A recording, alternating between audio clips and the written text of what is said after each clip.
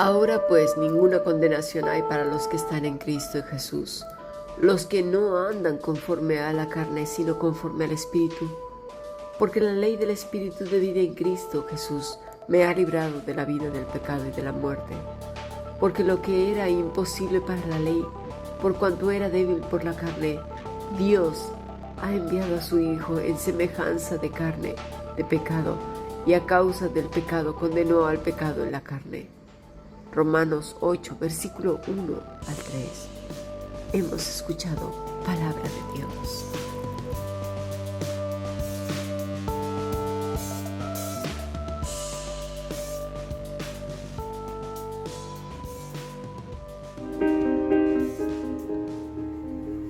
La Fundación Bíblica te invita a participar tanto de esta aula internacional Hoy Apegados a Él, como sus cursos online en mol.fundacionbiblica.com.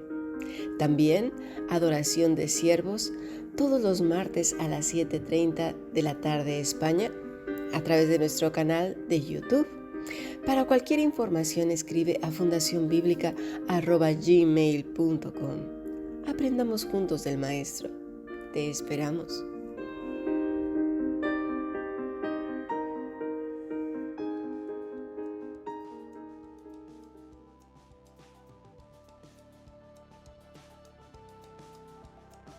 Era una niña quizás de 9 años cuando conocí a Javier Pulido.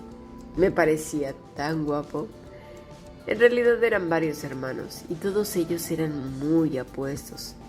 Sin embargo, escuché a mi abuela decir: andan en malos caminos. Y yo le pregunté: abuela, ¿por qué dices eso? Y me dijo: ¿qué no ves que juegan al tacón? Bueno, explico qué es eso. Jugar al tacón era un juego para gente que no tenía ni oficio ni beneficio. Con una suela de zapato de goma, la tiraban al suelo e intentaban levantar una moneda y hacerla llegar más lejos. Eso era en ese entonces la cosa más horrible. Era una vida de vagos. Y bueno, para mí, en mi pensamiento, simplemente era una diversión, un pasatiempo. Sin embargo, para la gente mayor era símbolo de vagancia, flojera y vida sin propósito. Como hemos visto, esto ha cambiado muchísimo. Ya quisieran algunos padres ver a sus hijos jugando el tacón antes que verlos perdidos en las drogas o inmersos en juegos de consola. Pero vamos a estudiar un poco más qué es andar, porque para nosotros en nuestro idioma andar es otra cosa. Ya sea por buen camino o mal camino, siempre se ha usado así. Y cuando estaba estudiando este pasaje, sobre todo relacionándolo con el tomar el nombre de Dios en vano, pensé que el nombre o la persona que toma su nombre, en serio o no, pues debe de darle de honor o no al andar en su nombre. Así pues comencé a estudiar y meditar si era lo mismo que en castellano, y me di cuenta que no. La palabra que usa Pablo es en. No es la palabra que nosotros usamos en andar como caminar. No. En realidad la palabra es en y no andar como en castellano. Esto quiere decir algo así como en interior, relación de reposo, dentro, en medio. Es la misma palabra que usa Juan cuando dice acerca del bautismo, cuando él dice: yo a la verdad os bautizo en agua, pero viene otro que os bautizará en Espíritu Santo y fuego, y ese es nuestro Señor Jesucristo. La palabra es en igualmente, que quiere decir en interior, relación de reposo, dentro, en medio, y que además quiere decir en constancia y tiempo y permanencia, es decir, en todo momento, todo segundo, microsegundo, es decir, todo momento. Es exactamente lo mismo. El que está en fuego consumidor del Espíritu de Dios, para ellos no hay ninguna condenación, como dice Pablo en Romanos 8:1. Es realmente sorprendente ver el embotado de nuestro entendimiento, pudiendo entender estas palabras y permanecer al mismo tiempo en condenación. Los fariseos podían intelectualmente entender lo que Jesús les decía, pero nunca pudieron ver qué quería decir eso. ¿Saben qué? ¿Por qué? Porque justamente ellos se creían justos. Ese es un grave problema. Ayer, hoy y siempre. ¿Por qué? Porque estaban a gusto con su muerte. No les resultaba repugnante lo purulento de su putrefacción. Podían entender y repetir esos versículos sin ningún problema. Es algo así como ver a uno que tiene las tripas de fuera criticar al que tiene una raspada en la rodilla, burlarse por la herida en su pierna, mientras que de su barriga los intestinos cuelgan llenos de larvas, pus y sangre purulenta. Es horrible ver el pecado en otros, entender ciertas cosas y decir, sí, Señor, tú tienes razón, pero no poder ver, estar ciegos, el pecado en nosotros mismos. Dice Romanos 8:2, porque la ley del Espíritu de vida en Cristo Jesús me ha librado de la ley del pecado y de la muerte. ¿Cuál es la ley del Espíritu de vida? La ley del Espíritu Santo. ¿Quién podrá entender? ¿Uno que juzga a los demás? No, porque quien domina es la carne. Y aquí quiero hacer un énfasis.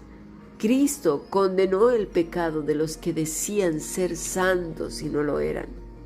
Eso no es criticar, eso es discernir el pecado en otros, viviendo en el Espíritu. Eso es muy importante, diferenciar una cosa de la otra.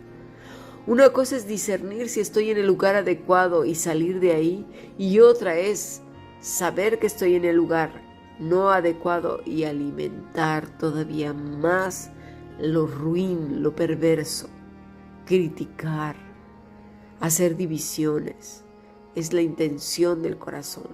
Porque el que vive en la carne destruye, arruina la vida de otros, no discierne entre lo santo y lo podrido, porque todo lo juzga bajo una lente corrompida. El que anda en el Espíritu, como anduvo Cristo, sabe quién anda en el Espíritu. ¿Por qué? Porque Él anda en el Espíritu y sabe también saber quién es el que anda en la carne y sus intenciones son santas. Además, sabe frenar. Sabe frenar no solo a sí mismo, sino a otra persona, como nuestro Señor Jesucristo frenó a Pedro cuando le dijo que se cuidara de sí mismo. El Señor le dijo, hey, no, apártate de mí, Satanás. Dice Pablo, por cuanto era débil por la carne. Por favor, mantened abierta vuestra Biblia, porque vamos a estar hablando mucho de este capítulo 8 de Romanos. Veamos qué quiere decir con esto. La carne es débil. La palabra es atseneo, enfermar, enfermo, débil. Pero en este contexto usaría un significado más, que es necesitar. Esta mañana estuvimos hablando eso de que mucha gente dice, ay, pero la carne es débil, es que yo soy débil en la carne. Y bueno, no, eso es más bien querer justificarse a uno mismo. Cuando nuestro ser se halla separado de Cristo, en realidad cuando se halla separado de Cristo, es cuando la carne empieza a tener hambre como un lobo, como un león. Y nos queremos engañar diciendo que estamos vestidos de Cristo, que somos hijos de Dios, pero en la vivencia diaria es completamente opuesto, porque a la hora de que la carne está necesitado del alimento que la nutra, entonces ahí se ve todo.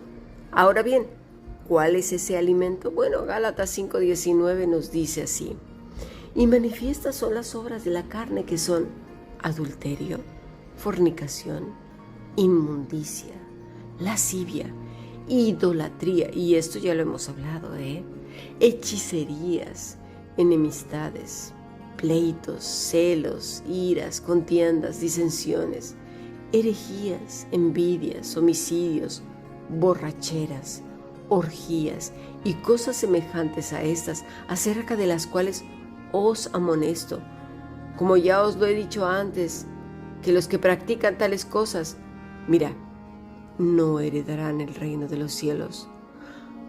Y aquí hay que poner mucha atención, porque cuando sientas esa sed de contender, pleitear, generar un chisme, pleitos, enemistad, envidias, tristezas amargas, melancolías perpetuas, pon un alto. Vamos a pensar qué más hace la carne, qué más piensa, qué más necesita con urgencia al punto de desfallecer. ¿Cuánta gente pues muere, o por así decirlo, está en agonía, que no se aguanta ni aún mordiendo un pañuelo por chismear, por destruir a otros, por matar, por querer tener la razón a pesar de dejar a Cristo como un mentiroso? Dice Pablo en la misma epístola, en Romanos capítulo 1, versículo 28, como ellos no aprobaron tener en cuenta a Dios, Dios los entregó a una mente reprobada para hacer cosas que no convienen, estando atestados de toda injusticia. Mira, escucha: fornicación, perversidad, avaricia, maldad, llenos de envidia, homicidios, contiendas, engaños. Y aquí quiero hacer un alto, porque a veces nos engañamos a nosotros mismos, poniendo a Dios por delante, y Jesús mismo dijo: dirán que es por amor a Dios, pero no es cierto. Esto lo puedes leer en Lucas 21, en Marcos 13, Mateo 24. Pon atención, conozcamos nuestro corazón. Dice: engaños y malignidades, murmuraciones, detractores, aborrecedores de Dios, injuriosos, soberbios, altivos, inventores de males, desobedientes a los padres, necios, desleales, sin afecto natural, implacables, sin misericordia, quienes, habiendo entendido el juicio de Dios, que los que practican tales cosas, mira, son dignos de muerte, no solo las hacen, sino que también se complacen con los que la practican. Hay un dicho en México que dice: tanto peca el que mata a la vaca como el que le agarra la pata. Y eso es muy cierto. A veces somos tan hipócritas que no decimos las cosas, pero estamos entre quienes se atreven a decirlas. Nos quedamos callados, alimentamos el fuego y tiramos para atrás. Seamos muy cuidadosos. Si no nos consta lo que ha sucedido, mejor callemos, comprobemos. No sea que estemos poniendo en la hoguera a un santo de Dios. Vamos a pasar a nuestro siguiente podcast.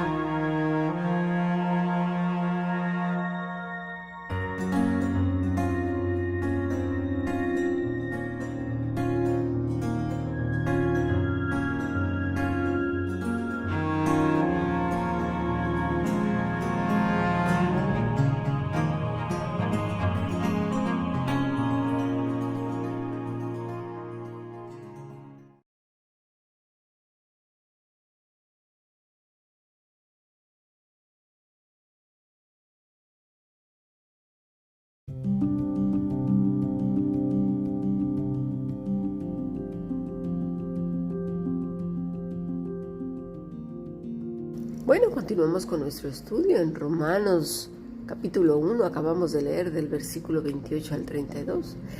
Gente entregada por Dios para hacer cosas que no convienen, porque su mente ya está reprobada, porque habiendo conocido a Jesús, no le glorificaron ni le dieron gracias. ¿Y cómo le van a glorificar? ¿Cantando? ¿Vistiéndose de largo? ¿Cantando canciones del siglo XIV, XV, XVI, del XII? ¿Cómo? ¿Diciendo que sus propios caminos son sacrosantos? Mira, en realidad van de mal en peor, engañándose y engañando a otros para que estén igual que ellos.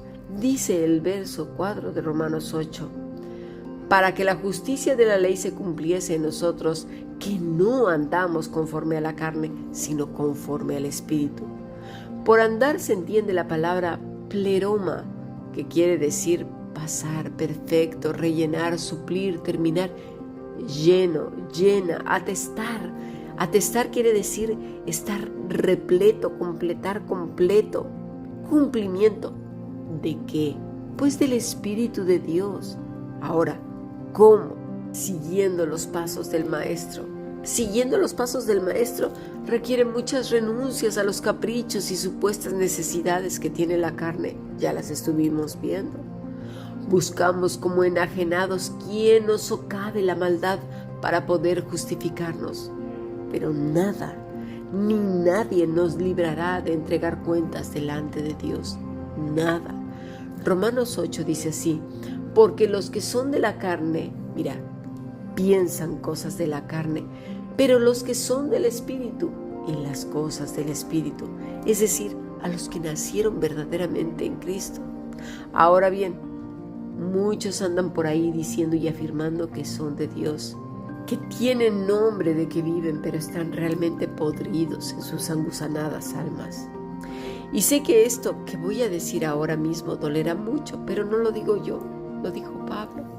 Pero recuerda que cuando vas al médico y te van a curar una herida que está a punto de necrosar o que corre peligro incluso de que te dé gangrena, te dicen: mira, esto va a doler, pero tenemos que curarlo. Bueno, pues esto que dice Pablo dolerá y dolerá mucho a más de uno. Dice así: los que son de la carne piensan. Vamos a ver qué es pensar. El término que usó Pablo. La palabra es phroneo, que quiere decir, mira, escucha bien, ejercitar la mente, entretener o tener un sentimiento u opinión, por implicación estar dispuesto mentalmente, más o menos fervientemente, en una cierta dirección, intensivo, interesarse en uno mismo, con preocupación u obediencia, pensar, sentir, tener un mismo sentir, sentir la misma cosa, solícito, poner la mira, modo, hacer caso, cuidado. Ahora bien, ¿de qué está diciendo Pablo? Pues de la carne. Y aquí entramos un montón, sino miles o millones de personas que decimos estar vivos y realmente estamos, mira, agonizando. Nuestra alma muere, apenas tiene aliento. ¿Por qué? Porque ejercita la mente en cosas que no convienen. Tiene un sentimiento o una opinión de algo o alguien bastante fuerte, al punto que le roba todo su tiempo, mucho tiempo. Está pensando mucho en esas cosas, en esas situaciones, en esas escenas tremendas, terribles, tristes, nostálgicas, de rechazo. Escenas donde se sufre mucho, o quizás donde hay venganza, donde quizás en esa imaginación se le dice a nuestro agresor todo lo que en realidad nunca se le pudo decir porque hay demasiado miedo, toda la rabia contenida, y entonces viene la imaginación y se imagina accidentes, cosas mortales donde el contrincante finalmente dice perdóname, y eso nos hace embriagarnos en un mundo inexistente de fantasía combinado con dolor, venganza y hasta cierto punto una justicia personal en donde finalmente o esa persona muere o donde le perdonamos finalmente. Pero la verdad es que al despertar de ese sueño, de esa imaginación, todo vuelve a la misma sopa, al mismo jarabe de sufrimiento, al mismo pan amargo, donde nada cambia, todo es igual. Y entonces la persona aún sufre más, se hunde, está encarcelada en una olla de grillos, en eso se convierte su mente, donde su pensamiento es un tormento, porque se enfoca en una sola cosa. Tiene un campo de amapolas de colores y hermosos y brillantes colores, pero solo puede ver la hormiga que está montada, subida, trepando en una sola amapola. Y para colmo, esa hormiga, esta persona la ha hecho grande, tan grande que supera a Dios, ¿Por qué? Porque ella misma, es decir, esta persona, ha empoderado a las otras personas, a sus enemigos. ¿Cómo? Pues empequeñeciéndose ella misma, obedeciendo, siendo sumisa, sumiso. Y dirás, bueno, yo no soy así, yo no, yo esto, yo aquello. Y mira, sí que lo hacemos. Obsérvate bien. Cuando cualquier persona con sus desplantes nos roba el gozo, cuando te hacen el gaslight, y si no has escuchado este podcast acerca del gaslight, escúchalo, acerca de la violencia psicológica. Hay muchas personas que hacen todos los días violencia psicológica en casa. ¿Con qué? Cuando nos chantajean, cuando nos arruinan todo el día en esa ley del hielo donde no nos hablan, cuando nos dicen, bueno, allá tú, ya vendrás a pedirme cuentas, ya vendrás a reconocer tus errores, púdrete allí en tus maldades, ¿verdad? O cosas semejantes, a lo mejor yo estoy exagerando, pero el narcisista utiliza para cada persona diferentes métodos y casi siempre se valen de personas nobles, de personas sencillas, de personas que aman mucho. Observa, porque cuando una persona ama mucho empodera a otra. Y yo no estoy diciendo que no amemos, sino que cuando ponemos a otra en el nivel de Dios, lo estamos empoderando demasiado. El que merece toda nuestra adoración, sumisión, todo nuestro ser es Dios. Después vienen los hombres. Tenemos que admitirlo. Por favor, entendámoslo. Esto que acabo de hablar es el gaslight. Esto es violencia, el chantajear a otro, el hacer dudar a otros de sus capacidades, el complotar de manera velada, hipócrita, para que tropieces o para hacer que otros tropiecen. Mira, gran condenación hay para estos, y si tú lo has hecho, arrepiéntete pronto y pide perdón. Aún hay tiempo, y si te lo han hecho, recóbrate. Toma tiempo, sí, pero identifica el problema. Eres víctima, pero no tienes que permanecer como víctima para toda la vida. Eso se vuelve un vicio. No permanezcas ahí para siempre, porque créemelo, se vuelve un verdadero vicio. Sal de ese círculo. Entre más seas débil, más fortalecerás al tirano, alimentarás su ego y pecarán los dos. Recóbrate en Cristo. El victimismo es una droga maldita. Todo aquel que depende de ella se engolosina con ella. ¿Por qué? Porque se alimenta de sus tristezas, en toda su mala suerte, en todo lo horrible que es su situación. Se nutre, comienza a morir realmente. No es que le aporte nada. Por eso Pablo dice que es muerte. Y por el otro lado está el narcisista violento que siempre tiene la razón, que además no habla, que castiga con sus silencios para castigar al otro, que le dice, ya no voy a hablar, no quiero hablar contigo, no te voy a decir nada, y comienza a castigar pues con ese silencio. Es violento, es malo, es perverso. Esto es gaslight y está tipificado por la ley, está penado. Si no haces, por ejemplo, te dicen lo que yo te digo, pues entonces yo sufro, yo lloro, yo me hundo, yo me arruino, porque no me estás obedeciendo, me estás queriendo menos, no eres cristiano. Si fueras cristiano harías lo que yo te pido, demostrarías tu amor a Cristo cuando tú haces lo que yo te pido. ¿Sabes lo que es eso? Eso es ser ruin, malvados y perversos. Arrepiéntete pronto. Froneo es interesarse por uno mismo, ya sea como víctima o como victimario. Es que hagan otros lo que yo quiero y de manera sarcástica dicen, haz lo que se te pega la gana, pero ya verás cómo te va a pasar o lo que te va a pasar por no hacer lo que yo te digo. Y entonces la persona fundamenta su seguridad en la otra y no en Cristo. Por eso es en doble dirección. Pensemos en nuestra situación personal, por favor. Hagámoslo. No nos veamos siempre como víctimas o miremos la situación de otro. Observemos nuestra vida. ¿Qué estamos haciendo con la persona que tenemos al lado? ¿Cuántas veces nos ha dicho y no queremos escuchar que somos violentos o violentas? Que somos chantajistas, que somos manipuladores, que los hemos estado aplastando durante años. ¿Te has arrepentido? ¿Hemos reconocido que hemos endiosado a otra persona? Por favor, reflexionemos. Esta palabra quiere decir que es algo como intensivo, interesarse en uno mismo o en otro, a engrandecerlo con preocupación y obediencia.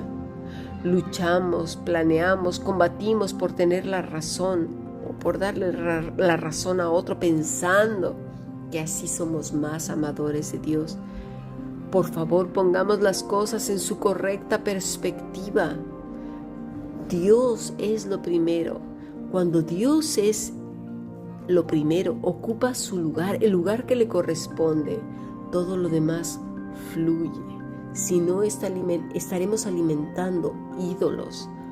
Por favor, pongamos atención. Y lo digo con gran tristeza. Hay montones de gente que afirman con la cabeza que aman a Dios, que Dios es todo, que bueno, y Dios en la boca, pero con sus vidas andan sembrando semillas de discordia por donde quiera que pasan. Sus bolsas están llenas de semillas de dolor, de descontento, religiosidad, hipocresía, falsedad, amargura, pleitos, amenazas, chantajes, griterías. ¿Cómo llevarán el nombre del Altísimo, del Dios Todopoderoso en esas condiciones? ¡Qué horrible! Romanos 8 dice, porque el ocuparse de la carne es muerte, pero el ocuparse del Espíritu es vida y paz. ¿Qué es ocuparse? La palabra es phronemá, inclinación mental, propósito, intención. Es decir, centrar nuestros pensamientos, centrarnos toda nuestra atención en algo. Y entonces dejamos de ver las múltiples bendiciones del Rey solo por ver lo que no salió bien, o una persona o una cosa que nos está manipulando, porque lo hemos hecho grande, porque lo hemos sobredimensionado, porque hemos tomado una decisión equivocada, hacer grande una pulga y ponerla por encima de Dios mismo. Y a veces somos tan hipócritas y mentirosos que decimos que no es cierto, pero con el día a día, con el estómago, con la vida amarga, con nuestro cuerpo hecho polvo, con el dolor de cabeza, de músculos, de la espalda contracturada, del ánimo decaído, decimos, ¿sabes qué? La verdad, la realidad. Dice Malaquías 2:17, habéis hecho cansar a Jehová con vuestras palabras y decís, ¿en qué le hemos cansado? ¿Que no nos damos cuenta? ¿A quién queremos engañar? ¿Somos tan ingenuos o a veces tan soberbios que creemos que podemos verle la cara al Todopoderoso? Esta palabra nos enseña tanto.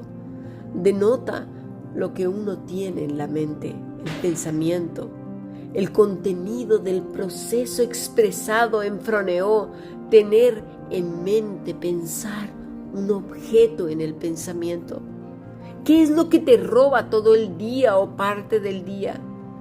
Decimos hasta con inquietud, sí, sé lo que Dios ha hecho, que tiene muchas bendiciones para mí, pero, ¿qué no nos damos cuenta? Todos hemos pecado, todos hemos caído en este terrible pecado de ocuparnos de la carne. ¿Y sabes qué? Esto es muerte, es agonía. Es comenzar a entrar en un túnel, en una espiral sin fin que va dando vueltas y vueltas hacia abajo, en una oscuridad densa, muy densa, hasta que muchos caen en la locura, en la tristeza, en los trastornos de personalidad, en la desilusión, en en la frustración, en la locura, en la depresión total. Muchos viven prisioneros de sus mentes, encarcelados en ocuparse en lo que no fueron, en lo que no son y en lo que no podrán ser nunca, olvidando que lo que son en realidad son en Cristo, en lo que Él hizo en la cruz del Calvario. ¿Y sabes qué hizo? Nos hizo libres del pecado y de la muerte, pero lo hacemos a un lado por ocuparnos de la carne. Y entre más empoderes a tu enemigo, en ese enemigo que te ve afligida, afligido, más ruina tendrás. Pero entre más tomes la libertad en Cristo, más débil será esa persona o demonio. Así que despierta, no te nutras del dolor, de la angustia, miedo o deseos de poder. No imites al maligno, sal corriendo, porque ese es el camino de la destrucción. Esta palabra que usa Pablo quiere decir ejercitar la mente, es decir, entretener o tener un sentimiento u opinión. Por implicación, estar dispuesto mentalmente, más o menos fervientemente, en una cierta dirección. Intensivo, interesarse uno mismo con preocupación u obediencia. Es tiempo de que te plantees en qué estás desperdiciando tu tiempo. Es momento que te plantees, que me plantee en qué estamos invirtiendo los días de nuestra vida, nuestros minutos, nuestras horas. Que nos ciñamos los lomos de nuestro entendimiento y fijemos nuestros ojos en Cristo, en esa salvación tan grande, y que reconozcamos que se ha convertido en un vicio el autoflagelarnos, en flagelar a otros, en castigarnos o castigar a otros. Es tiempo de pedir perdón a Dios y volver nuestros ojos a Cristo, enfocarnos en la vida que es Jesús, dejar de empoderar a otros y saber que el único poderoso es Él, dejar de sentirnos poderosos, el deseo de dominar y controlar al que tienes al lado, a la que tienes al lado, chantajearlo, diciendo o argumentando que, bueno, ya verás lo que te va a pasar, ya verás, ya vendrás, ya me dirás, no sé. Eso es debilitar a la otra persona, que no nos damos cuenta. Tenemos que notar nuestros propios pecados. Toda persona, al único que le debe sumisión es a Cristo, al único que le debe cuentas es a Cristo, al único que veremos cara a cara es a Él. Por favor, reflexionemos. El Señor viene pronto. Necesitamos ver nuestro pecado y no el de los otros. Necesitamos discernir nuestro pecado porque el tiempo se acaba. Necesitamos de justificarnos a nosotros mismos y ser religiosos. Por favor, dejemos eso a un lado. Mateo 12:49 dice así: y extendió su mano hacia sus discípulos y dijo: he aquí mi madre y mis hermanos, porque todo aquel que hace la voluntad de mi Padre, que está en los cielos, ese es mi hermano y mi hermana y mi madre.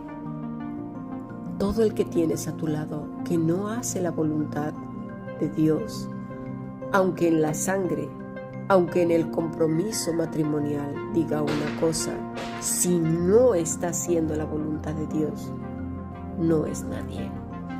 Todo aquel que se goza y disfruta de hacer la voluntad de Dios, ese es tu familia verdadera. ¿Duele? Sí, pero esa es la verdad, lo dijo el Maestro. Asegurémonos de estar apegados a la vida verdadera. Sigamos aprendiendo. Bendiciones.